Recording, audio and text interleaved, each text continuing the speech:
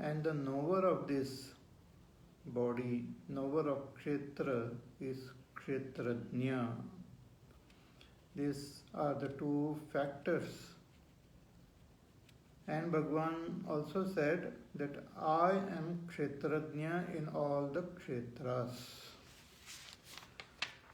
So we have to understand myself as Kshetrajna and this body, which also then includes this entire world as Kshetra.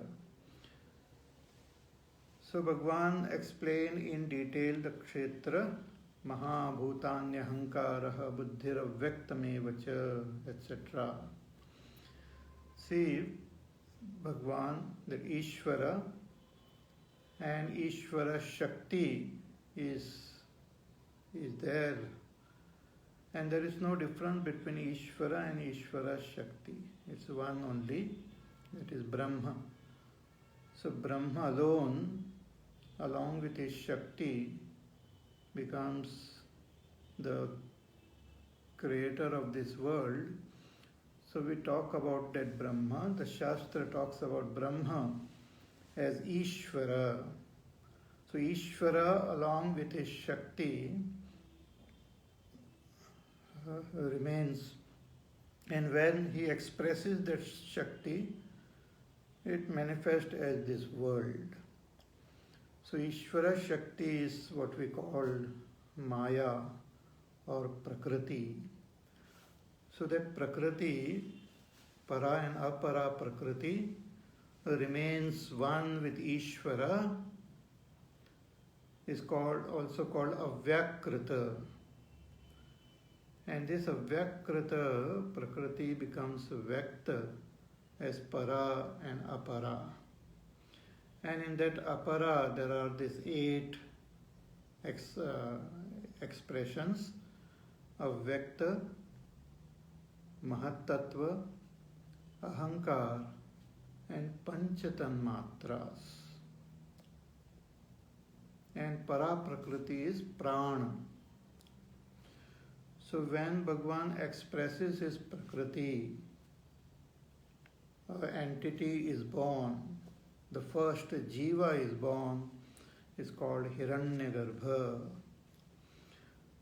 So Hiranyagarbha has Samashti Mana, Samashti Buddhi, Samashti Ahankar. So Samashti Ahankar, the Ahankar of Hiranyagarbha is Avyakta Prakriti plus Avidya. It's called Avidya Sanyuktam Avyaktam. That is the Ahankar of Hiranyagarbha. Then from this Mahat Tattva is born Samashti Buddhi. That is the Buddhi of Hiranyagarbha.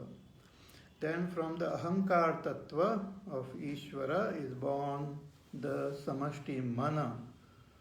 That is the Mana of Hiranyagarbha. So Hiranyagarbha expressing through the Samashti Prana and having Samashti Mana, Buddhi, Ahankar. And what you call comprehending these Pancha Tanmatras converts these Tanmatras into Stula Pancha Mahabhut through Panchikaranam. And when the Stula Pancha Mahabhut is created, another entity, Jiva called Vaishvanara, his body is born, so Vaishvanara is born. So when we say Vaishvanara is born, that Vaishvanara, that Kshetrajna is not born, only the body is born. Because Kshetrajna, that Atma, is na jayate, mriyate, is neither born nor does it die. So with the body of Vaishvanara, Vaishvanara starts expressing, and Vaishvanara then further grossifies the 5 elements, and that process is called Trivrit Karanam. because he grossifies the Prithvi Tattva, Jala Tattva and Agni Tattva only. Therefore it's called Trivrit Karanam. Though Akash and Vayu is also there in that, but mainly these three elements are grossified. So the first grossification, the first Trivrit Karanam, the world and all the Devtas are born. Then with the second Trivrit Karanam, all the Vanaspatis, trees and plants are born. With the third Trivrit Karana, the animal, birds and the human beings are born. Their shariras are born. So this is the entire world, means the bodies of all the beings. So the bodies of all the beings is Kshetra only. Then again in our mind there are different expressions like Ichha, Dvesha, Sukham, Dukkham, Sanghatas, Chetana, Dhritihi. All these different expressions are also experienced as idam, as this, different from me. So they are also Kshetra only. So starting from Mahabhut all the way to this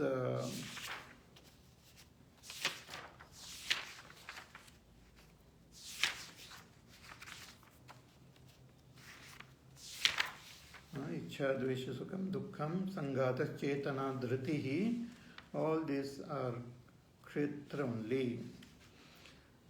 So Bhagwan explained Kshetra in detail. Now he has to explain and teach us about Kshetrajna, the Aham, the one who knows the Kshetra. But the Kshetrajna is very, very subtle, very difficult to comprehend, very difficult to recognize. And once we recognize, we have to gain abidance in this Kshetrajna. So it's a very difficult process for which we have to prepare ourselves. We have to prepare ourselves. So that preparation, that certain disciplines which we have to follow, those disciplines are mentioned now in the following verses. See this, in that Supreme Brahma, everything is one only, there is nothing other than Brahma. But when we are experiencing this world, we experience ourselves different from this world. So we experience Aham and Idam. Aham means I, Idam means this. But in that Brahma, there is no Aham, no Idam. There is only that pure Brahma. So we have to understand ourselves as Brahma. But at present our experience is Aham and Idam. So in order to make us understand, the scriptures teaches us step by step. So Ishvara also has Aham, but there is no Idam in Ishvara. Everything is Ishvara only. His Shakti also, Ishvara looks at his Shakti as his Shakti only. Mama, Mama Maya, Mama Prakriti, I and my. Other than that, nothing is there. But when we talk about the Jivas, they experience Aham and Idam different from each other. So we have to first understand Aham and Idam separately, properly, because there are those who mix up this Aham and Idam. who mix up little bit of aham in idam and idam in aham. That's called adhyas. So first we have to separate aham and idam properly and then recognize that idam as Brahma and aham also as Brahma. That is the process of technique of realization, attaining moksha. Okay. So we have to follow this path shown by our scriptures step by step till we attain that moksha.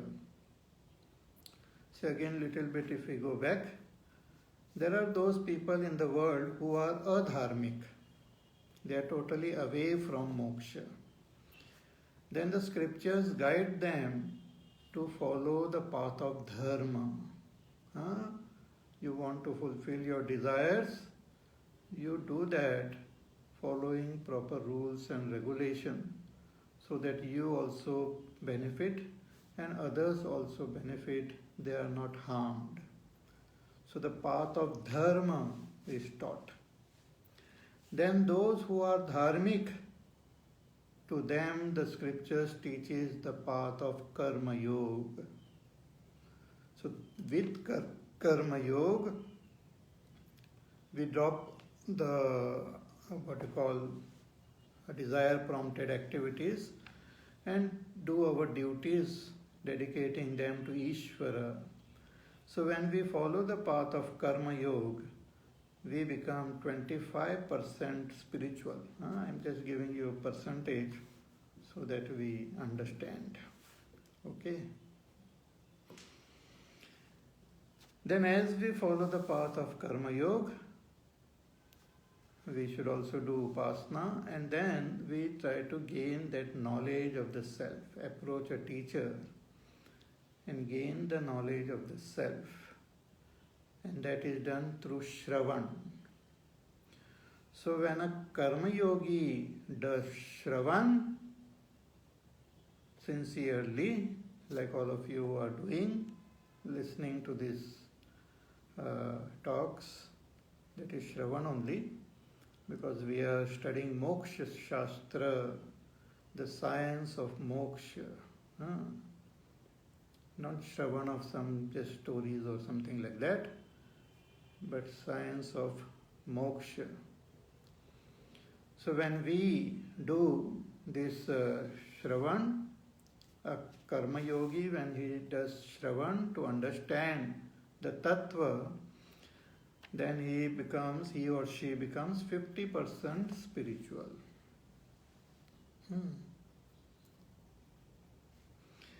Then after Shravan, as we are doing Shravan, we should also try to understand, try to comprehend, try to actually understand what the Shastras are saying through lot of contemplation. See, just by doing Shravan, we don't understand. We have to contemplate for ourselves. So when we contemplate and understand and are convinced that yes, I am Brahma and Sarvam Khalvidam Brahma. When this conviction happens, when we come to gain that conviction that this world which I am experiencing is Brahma and I am Brahma, when that conviction happens, then we become 75% spiritual, because we have not gained the experience yet. But in order to gain that experience, we have to follow the path of Nididhyasan and gain abidance in our own self. Okay? For that we require sincere practice and also certain important qualifications which will help us to attain that abidance in our own self.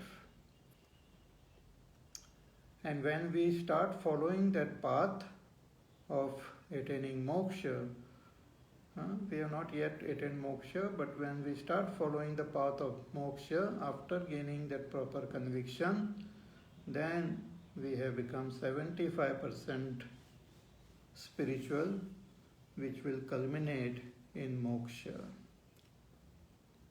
Okay. So, after Shravan, even to comprehend the truth and be convinced about it, and thereafter to gain abidance in it, requires sincere sadhana. It cannot be just happen just like that. We have to put forth proper effort and acquire that. So that those sadhanas which will lead us towards complete conviction of the truth and abidance in that truth as our own self, for those who are 60 to 75% spiritual, Bhagwan gives the sadhana here in the following verses, certain disciplines which are graded, like step by step, till it leads us at the doorway of moksha. Then we just have to cross that door. Till the doorway of moksha, this sadhana will lead us step by step. And they are most beautiful, that Bhagwan now tells from the 7th verse onwards. There are 20 disciplines mentioned here. 20. My teacher, Pujya Gurudev Swami Chinmayananji Maharaj, is to call this 20 values as 20-point program. So during that time, when Mrs. Indira Gandhi ji was Prime Minister, she had launched a very beautiful program called 20-point program for the development of our country. Garibi Hatao and housing for everyone, development of the child, youth, women welfare, and drinking water for everyone, and development of villages and forest and energy for all, and power to all people. So many points were there. 20 points were there, and which they started implementing, and even now I think it's being implemented. So this 20-point program was there. So Gurudev took this only and said, in the spiritual field, we have this 20-point program. So all those of you who are sincere to attain that moksha should follow this program.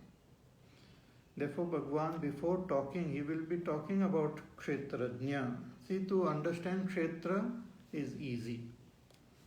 Though it is not so easy also, but with little effort we can comprehend.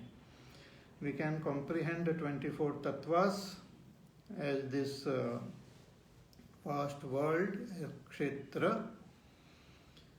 But to understand a Kshetra, so that preparation is done by cultivating these values, which we will now chant from verse number 7. I will chant all the verses which talk about these values, and then we will take up one value at a time and try to understand. Okay?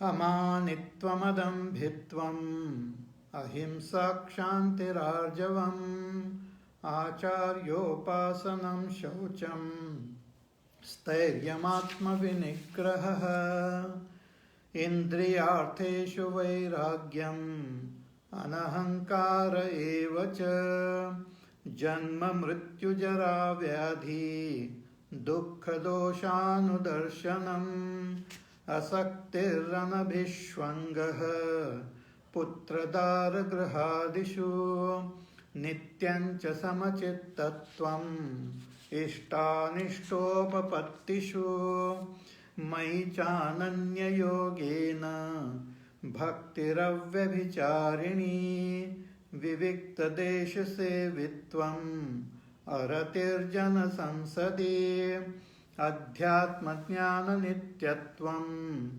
तत्त्वज्ञानार्थदर्शनम् एतज्ज्ञानमिति प्रोक्तम् अज्ञानं यदतोऽन्यथा एतज्ज्ञानमिति प्रोक्तम्. All these values are named as jnanam, knowledge. Though they are not directly knowledge, but all of them help us to gain that knowledge of ourself and gain abidance in that knowledge. Gain abidance in that knowledge. Therefore, these values are also called jnanam, and opposite of these values are called ajnanam. Okay. So Shankaracharya ji, he writes कि अधुना तो तज्ज्ञान साधन गणम अमानित्वादि लक्षणम यस्मिन् सति तज्ज्ञेय विज्ञाने योग्यः अधिकृतो भवति. He says now Bhagavan will talk about these values. Having gained these values, one becomes fit to understand that Neya, Brahma, that Kshetrajna as Brahma, we come to comprehend it. Sannyasi Jnana Nishtha Uchyate. So one who follows this, they are the Sannyasi Jnana Nishtha. See, these values are so subtle that they cannot be followed by all. So if we are at the level of Karma Yoga, then we can't follow these values. Only when we have done Shravan and Manan and have understood the truth, and then we practice Karma Sannyas, then we can follow these values and gain that abidance in ourselves.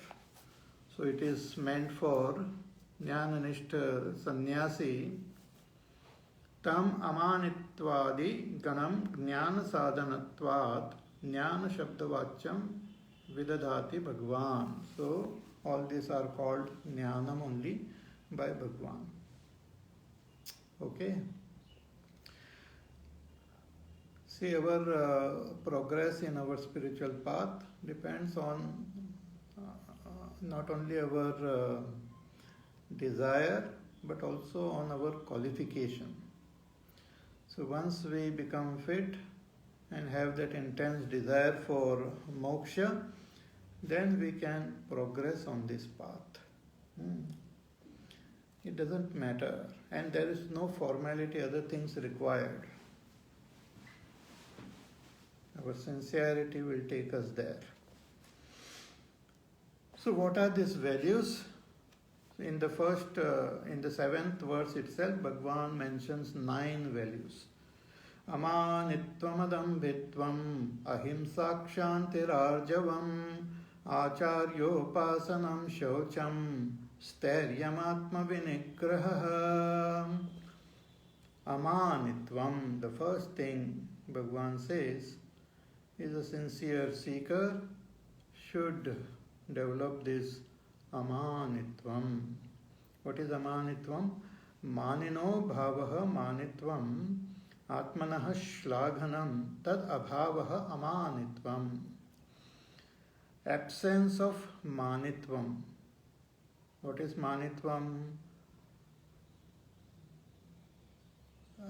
Talking or considering oneself great. Having that feeling of greatness about ourselves. Ourself means on our things which we possess. That I am great because my body is great. I am great because I am very wealthy. I am great because I have great knowledge. I am great because I have some great connections. So depending on I and my, I considered myself as better, greater, more worshipful than others. Hmm? That's called manitvam. Absence of that is amanitvam. Hmm? See, when we have this pride, it's also pride, vanity on things which we possess. That saying is there that if we gain proper knowledge, we will develop this humility also. Vidya dadati vinayam. But when we don't have proper understanding, when we don't have proper samskar, then we have great pride over things which we have collected or which we possess or by chance which has come in our life. Some people are useless, but they are born in a particular family that makes them think they are great. Some people by themselves are totally poor, but they are born in a rich family. So we have this identity with our personality, with our possession, with our relationship in this world, and depending on that we consider ourselves as great. We start worshipping ourselves. We start considering ourselves as someone. We start placing ourselves on a high pedestal. Which I, not the supreme I, the false, the ahankar, the false I, which has to be transcended. So if we start worshipping, revering, and considering this I itself as great, then it is impossible to understand myself as Brahma. See, like little children, when the mother takes the child to someone's house, let us say, the child just picks up something.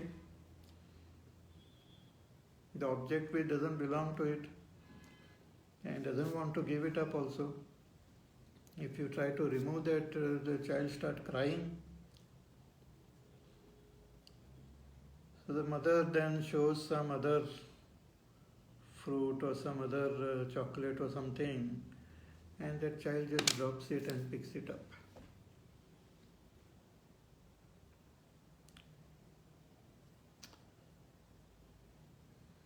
Can you hear me properly?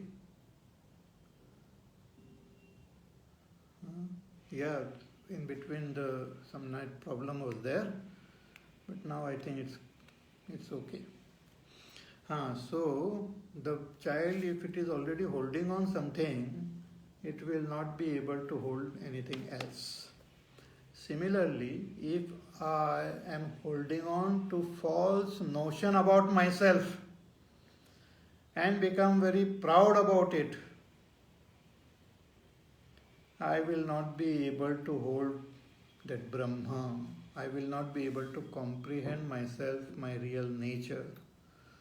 So it is very important that through proper understanding, through satsang, by deep contemplation, by having reverence for Ishvara and feeling grateful to Ishvara, we should drop our pride about all these things. Ma kuru dhana jana yauvan garvam harati nimeshat kalas sarvam maya mayamidam akhilam buddhva brahma padam tvam pravisha viditva. All this pride for our body, for our wealth, for our position, for our name, fame will not take us towards our ultimate goal. If we have already become something, we will not have the opportunity to realize our supreme nature. So amanitvam is very, very important quality, and it is mentioned as first quality here.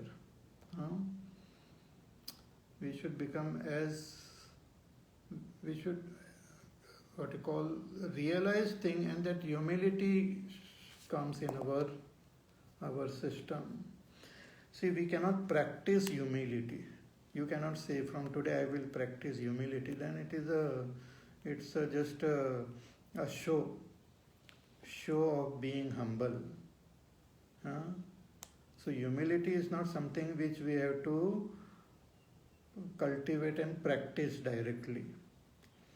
It comes when we bring that proper understanding in our heart, when we develop great reverence for Ishvara and feel deeply grateful, and we feel grateful for all that we have, and should not have this possessiveness in that. Even if I have wealth, position, name, fame, family, relationship in this world with different people, all this I should consider as a gift given to me by Ishvara, and should not have any pride about them. See, therefore, in how we raise our children will determine what type of qualities they will develop. And it is very important that a child should not, one should be very careful that we don't develop ahankar in a child. Whatever the child does or whatever the child possesses should not be directly praised. Then the child will develop ahankar. If the child can sing well, if the child can study well, if the child does something well, always praise Ishvara, always praise the parents, always praise the good values, not the child itself. If that fellow gets that thing in his head that I am great, I am wonderful, then it's gone. That fellow will develop so much ahankar by the end of his journey that it will be difficult to remove. Therefore, in our tradition, we always offer everything to Ishvara. Even if something great happens through me, the credit is given to Ishvara only, or to our parents. कि आपके ही इससे सब कुछ हो गया. And Bhagwan himself shows it in his life. As Sri Ram, when he also mentioned, when he came back to Ayodhya, he told all these Ayodhya Vasis that because of all my these great friends and sevaks, I could do this, I could defeat the Ravan. He gave all the credit to all the Vanaras and everyone. When Hanumanji came back to Ramchandraji, giving him the message of Sita ji, he also said that all this I could achieve by your grace only. You only achieved it. So this ahankar, pride, should be dropped at all levels, because it is false. We can't be proud of anything, because there is no purushartha by which we have gained all this. We have gained all that we have by Bhagwan's grace, by Bhagavad Kripa. Nothing belongs to us really. All this Prakriti belongs to Bhagwan only. So that amanitvam has to be deeply understood, and through our deep understanding and reverence and gratitude, let it get expressed in our life. So amanitvam. Then adambhitvam. Adambhitvam, absence of dambha. Again this dambha, what is dambha? Swadharma prakatikaranam dambhitvam. to show off, to project even those things which we don't have. See, in Man and all, people show off things which they have. But the Dambhi person, hypocrite, is one step lower than that. He shows off things which he doesn't have also. He may not have wealth, but he will borrow it from here and there and make a big show that others should think that he is a very wealthy person. इतनी बड़ी उन्होंने शादी अपनी बेटी की बहुत बड़े farm house में, कितना अच्छा डेकोरेशन किया था, different types of food items were there and all the guests were given costly gifts and all. So very wealthy person, but no, he is borrowed and then he suffers like anything. Not only in the materialistic world, but even in the spiritual field, people become very hypocritical.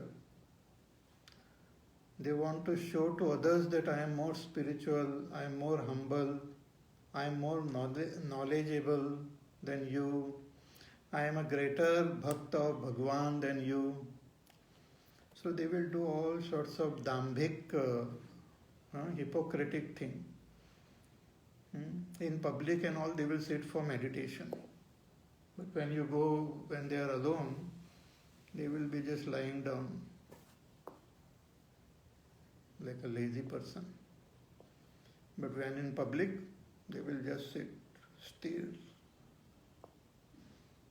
And they will wait for someone to take photographs also while meditating. So these are all different types of dambha, hypocrisy, showing our qualities which are not there. Humility is not there, but we will make a big show of humility. मैं तो आपके चरणों की धूल हूँ. I am just a dust of your feet. And when that person acknowledges that and says, yes, oh, dust of my feet, please come here, then that fellow gets very annoyed. How did you say like that? Feels insulted. So dambha, hypocrisy, even when we are not fit for certain things in spiritual path, we should step down, we should take a lower step. If we cannot do Nirguna Upasana, we can do Saguna Upasana. If we cannot do Upasana, we should sincerely follow the path of Karma Yoga. We should prepare ourselves through simple sadhana like japa, tapa, upvas, puja, seva. There is nothing lower in that. But people, many are dambhik only, dambha.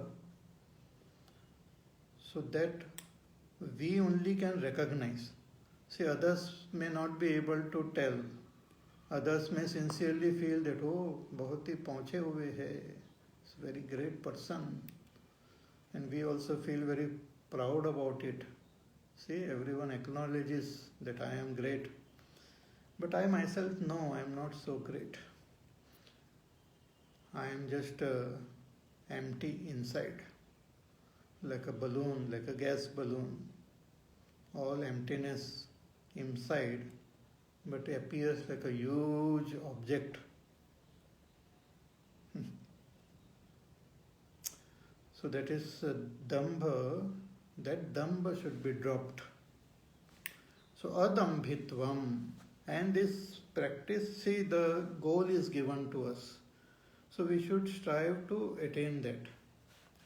We should strive to remove all hypocrisy from our life. It is not what time you get up and how many japamalas you do and which temple you visit and what puja you do. We should see that we get the final result. I should be able to drop my pride and vanity, and I should be able to drop all hypocrisy from my life. Whether people know it or don't know it, that is not important. Ishvara will know, Ishvara always knows everything. So, in Ishvara's eyes, I should become dear to him.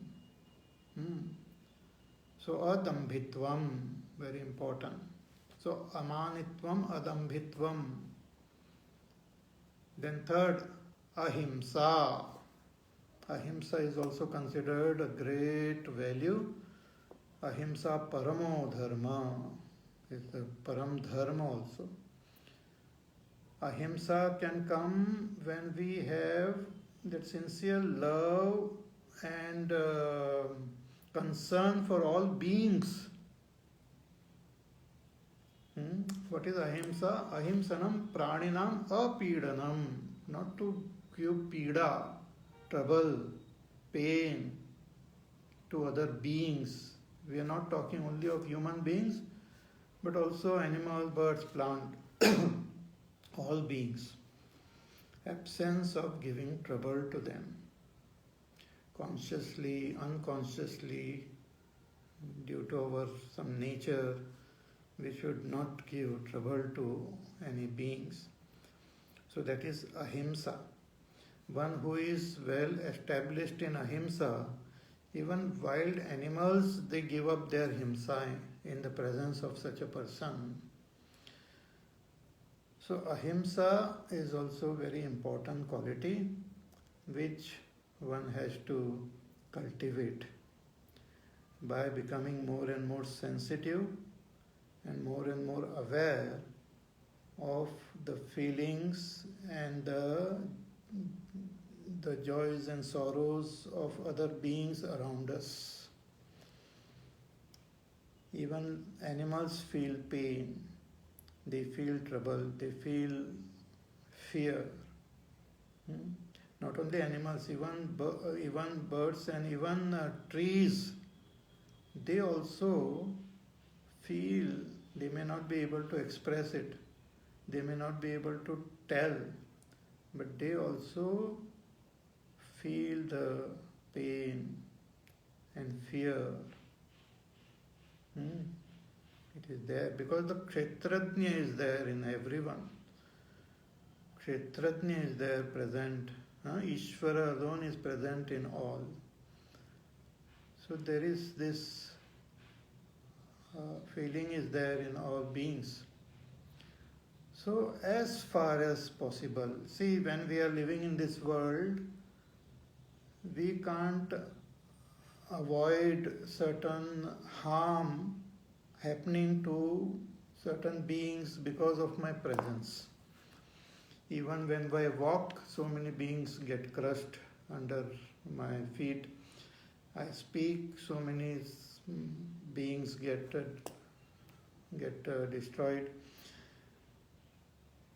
which we cannot avoid. But we should avoid all those things which we can.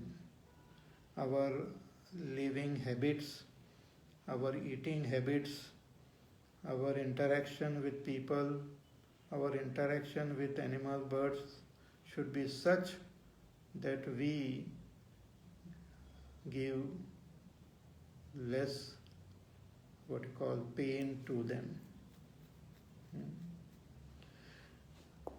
As an individual, I should practice this. But if I am living in a family, then as a family I should practice. If I am living in a society, then as a society we should practice this as much as possible. See, there are certain conditions, there are certain situations wherein we have to express force, where we have to do something which might harm others. But there are exceptions, there are situations. Like this Mahabharata war also, it could not be avoided, so it was fought.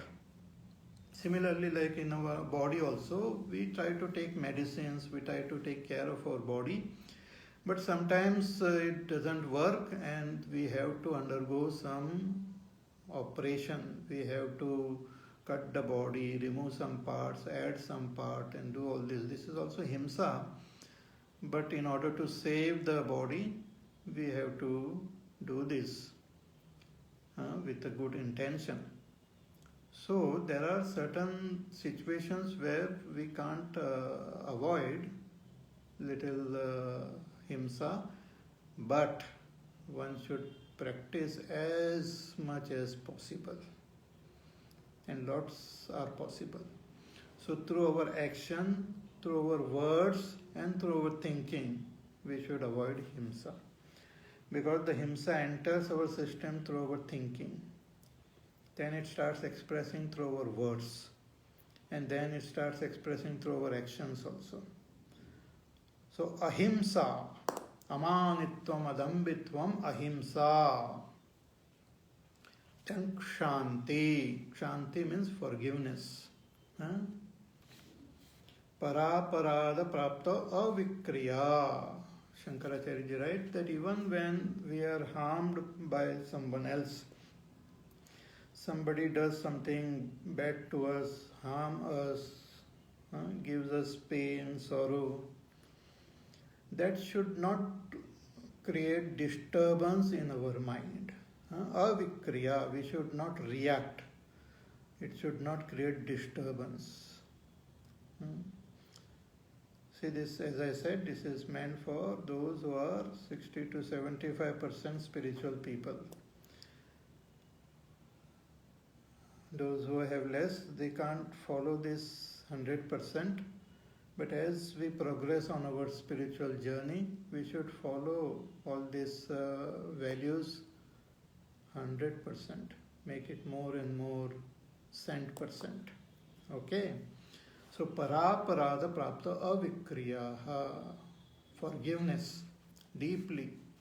Because a sincere spiritual person knows that whatever I get in this world is the result of my karma.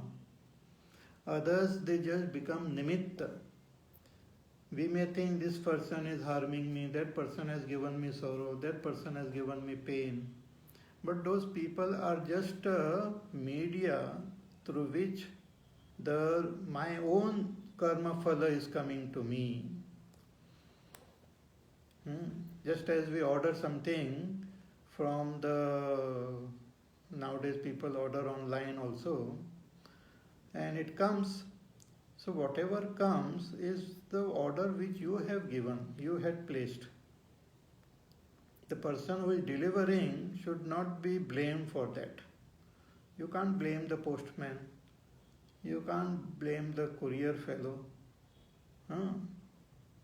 It is what you have ordered and you have paid for it. Similarly, whatever comes in our life, we have ordered through our karma. We have already paid. So the delivery is given to us. And Bhagwan makes the delivery through so many different beings. He himself doesn't have to come. So he delivers through the devatas, he delivers through other beings. So one should not have anger, hatred, sense of revenge in our heart. Also when we have this anger and all, it burns us first and it burns others later on. As I had mentioned before also, if you have a match stick, if you light that match stick, when the fire comes, it first burns that stick. And when you throw it on something else, then that thing gets burnt. But if you throw it in water, that fire will get extinguished. Similarly, that anger, hatred, jealousy, sense of revenge, dislike, it burns our heart first. So one should drop all these negativities and observe great sense of kshanti, forgiveness towards myself, Many people, they don't forgive themselves also. So we should have a sense of forgiveness towards ourselves, towards our family members, towards our parents, towards our forefathers, towards our ancestors, towards the devatas, towards the rishi munis, towards the Ishvara, towards the other beings of this world, towards everyone. That's called Shanti. Arjavam. Arjavam is straightforwardness. What is Ruju Bhavaha? Avakartvam. To be straightforward. Straightforward means not blunt, but integration of our personality. Means what I know, the philosophy which I understand and accept, I should be able to express it in my emotions and expresses it through my words and action. If I hold something dear to me, my understanding, my deep appreciation of the reality, for example, we are studying Bhagavad Gita. If you have understood and if you value the teaching of Bhagavad Gita, if you hold it dear in your heart, then it should get expressed through your emotions, through your words, and through your actions also. That's called Rujutvam, straightforward. But if we have great high philosophy in our buddhi, but emotions are not in tune with that, our words are not in tune with that, our actions are not in tune with that, then that is a crooked personality, a twisted personality. Such a person will not be able to progress on the spiritual journey. So Arjavam is very important, and more about this we will see in our class tomorrow. So till then you take care, be happy, safe, peaceful, healthy, contemplate on all these values and cultivate them in your life. They will definitely be helpful for us to attain the final goal, but also as we cultivate these values, we will experience peace and happiness. They are wonderful values. We will experience peace and happiness. So more about this tomorrow. So we shall meet again tomorrow. Hari Om. Shri Ram Jaya Ram Jaya Jaya Ram. Shri Ram Jaya Ram Jaya Jaya Ram. Shri Ram Jaya Ram Jaya Jaya Ram. Shri Ram Jaya Ram Jaya Jaya Ram. Shri Ram Jaya Ram Jaya Jaya Ram. Shri Ram Jaya Ram Jaya Jaya Ram. Shri Ram Jaya Ram Jaya Jaya Ram. Shri Ram Jaya Ram Jaya Jaya Ram. Jaya Jaya Ram Jaya Jaya Ram. Boli Siyavar Ramachandra Bhagwan ki Jai. Om Purnamada Purnamidam Purnat Purnamadachyate Purnasya Purnamadaya Purnameva Vashishyate. Om Shanti Shanti Shanti. Hari Om Shri Gurubhyo Namaha. Hari Om.